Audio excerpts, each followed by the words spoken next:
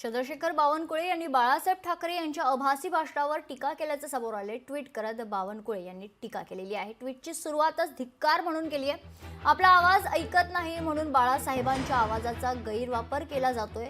ज्या गोष्टींचा बाळासाहेबांनी पाठिंबा दिला त्याच्याच विरोधात त्यांचा आवाज वापरू नये, बाळासाहेबांच्या आवाजाचा गैरवापर करू नका, असं ट्विट चंद्रशेखर बावनकुळे यांनी केलेलं आहे। तर चंद्रशेखर बावनकुळे यांनी नेमकं काय म्हटलेलं आहे पाहूयात ग्राफिक्सच्या माध्यमातून।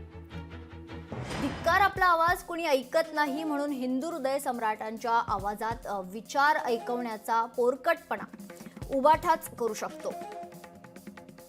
ज्यांनी बाळासाहेबांना जनाब ठरवलं, वीर सावरकरांचा अपमान करणाऱ्या राहुल गांधींच्या गळ्यात गळे घातलेले आहेत। राम मंदिराला सातत्याने विरोध करणाऱ्यांसोबत बसले, 370 रद्द करणाऱ्याला विरोध करणाऱ्यांना पाठिंबा दिला।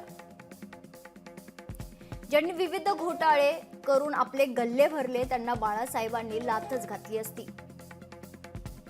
ज्या गोष्टींसाठी बाळासाहेबांनी आयुष्य खर्ची घातले त्याच्या विरोधात बाळासाहेबांचा आवाज वापरू नये, त्यांच्या आवाजाचा गैरवापर करू नका, असं ट्विट चंद्रशेखर बावनकुळे यांनी केले।